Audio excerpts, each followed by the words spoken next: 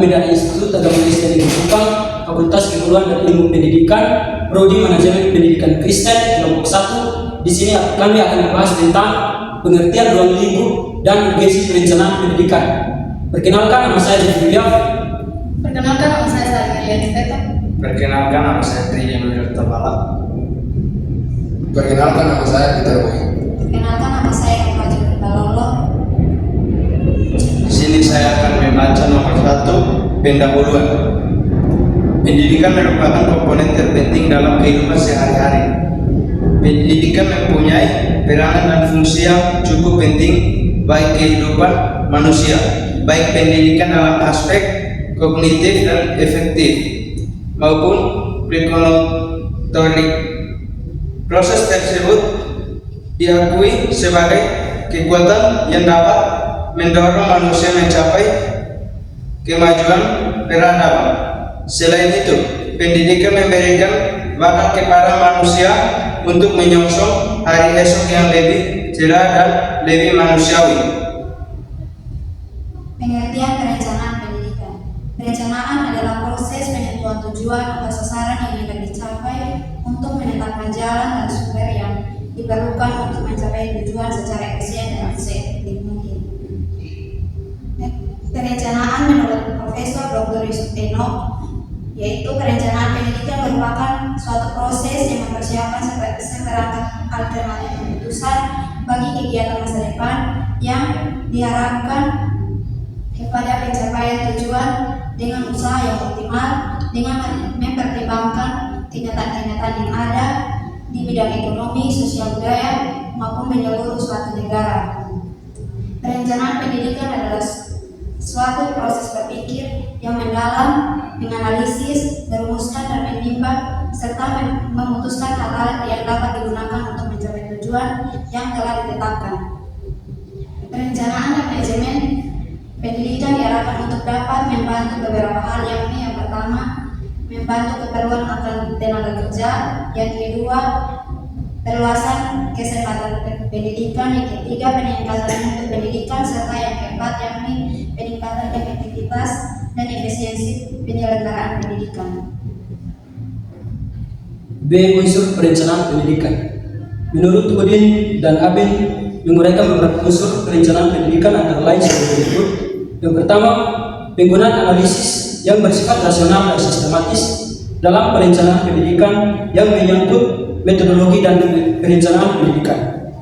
Yang kedua, proses pembangunan dan pengembangan pendidikan, artinya perencanaan pendidikan dilakukan langkah reformasi pendidikan, yaitu suatu proses dari status sekarang ke status menuju perkembangan yang akan datang.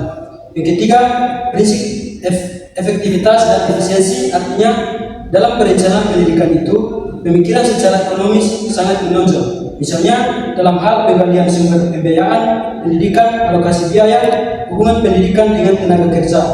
Yang keempat, kebutuhan dan tujuan peserta didik dan masyarakat, yaitu lokal, regional, nasional, dan internasional. Artinya perencanaan pendidikan itu mencakup aspek internal dan eksternal dari keorganisasian sistem pendidikan itu sendiri.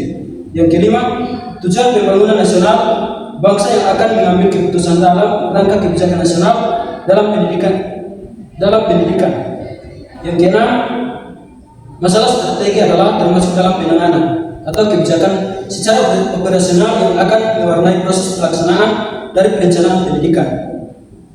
Dari ketetapan ini ada beberapa hal penanganan yang tercantum dalam materi ini.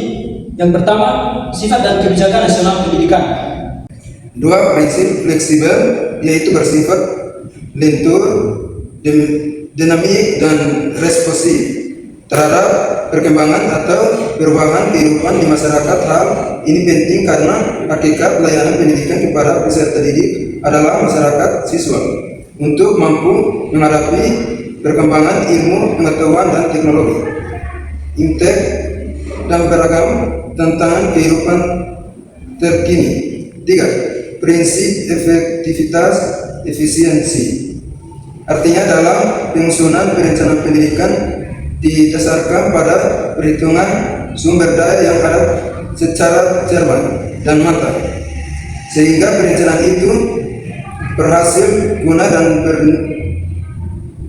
bernilai guna dalam pencapaian tujuan pendidikan. 4. Prinsip progress of change, yaitu terus mendorong dan memberi peluang kepada semua warga sekolah untuk berkarya dan bergerak maju ke depan dengan beragam pembaharuan layanan pendidikan yang lebih berkualitas sesuai dengan peranan masing-masing. 5. Prinsip objektif, rasional dan sistematis, artinya rencana pendidikan harus disusun berdasarkan data yang ada, berdasarkan analisis kebutuhan dan kemanfaatan. Layanan pendidikan secara rasional memungkinkan untuk diwajibkan secara nyata dan mempunyai sistematika dan tahapan pencapaian program secara jelas dan